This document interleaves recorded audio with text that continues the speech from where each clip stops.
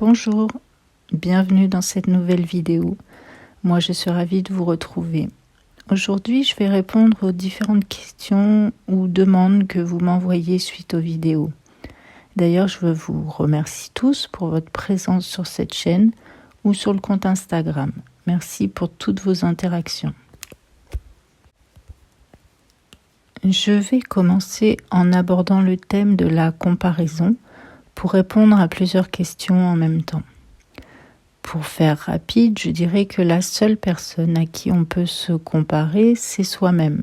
Et encore, cela doit juste servir à nous faire prendre conscience de notre évolution personnelle, de ce que l'on est dans l'instant et voir ce que l'on souhaiterait faire évoluer.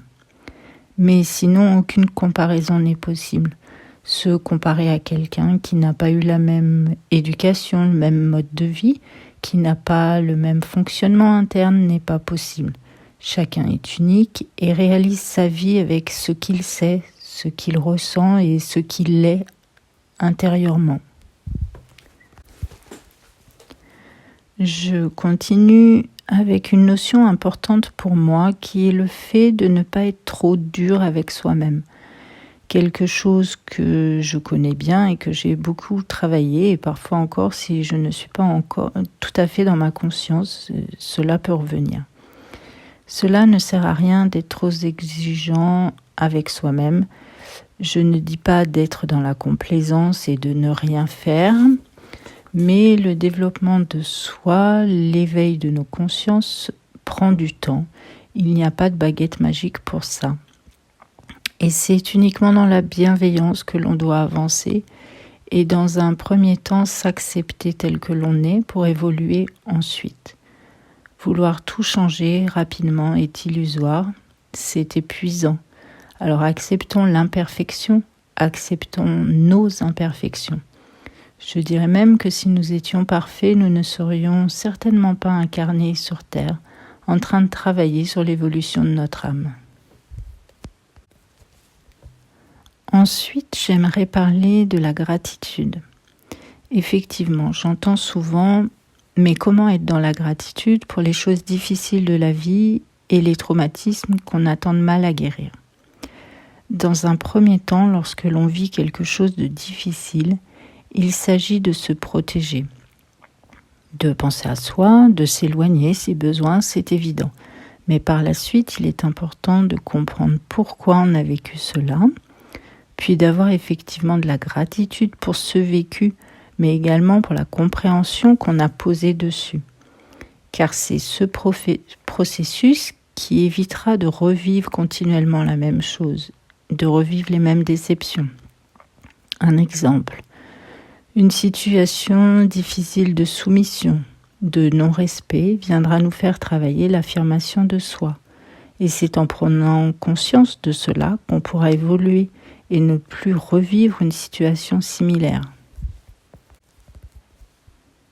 Et cela est vrai à l'échelle individuelle, mais également à grande échelle pour l'évolution de l'humanité. Comprendre que ce que l'on vit nous révèle ce que l'on est, mais également révèle les capacités que nous possédons pour évoluer et le début du chemin vers notre autonomie.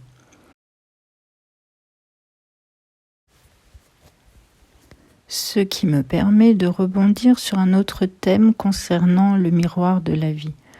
On me dit souvent, ce n'est pas possible, tout ce que je vis n'est pas le miroir de qui je suis.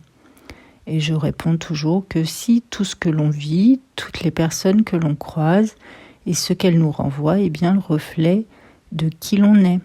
Mais la nuance à apporter est que cela ne représente pas la totalité de qui l'on est, mais une petite partie de nous qui, à ce moment, veut se faire entendre.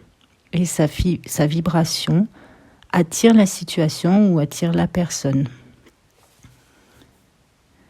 Cela peut être étiqueté négativement, mais également positivement. Seulement, on est plus focalisé sur le négatif.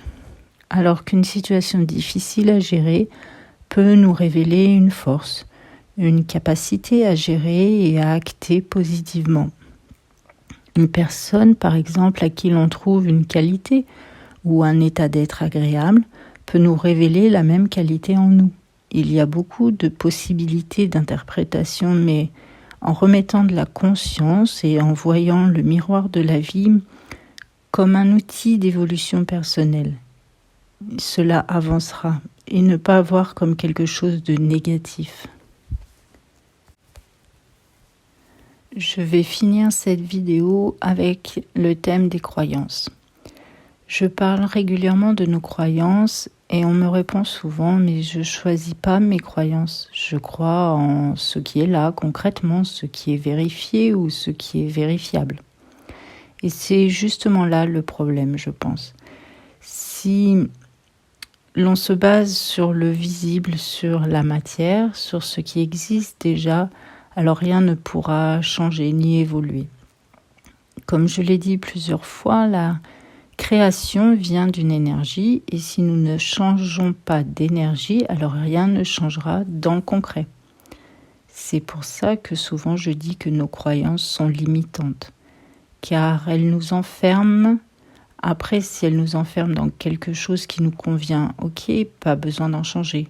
Mais si nous souhaitons faire évoluer une situation dans laquelle on est enfermé, dans laquelle on tourne en rond, ou nous faire évoluer nous-mêmes, alors il faudra aller vers de nouvelles croyances et sortir de nos conditionnements. Si je crois que je suis maladroite, alors je le serai. Si je crois que telle personne est malhonnête, alors elle le sera, ou tout du moins, au moins avec nous. Alors prenons conscience de toutes nos croyances. Voilà, j'espère que j'aurai répondu correctement et concrètement aux questions qui m'ont été envoyées.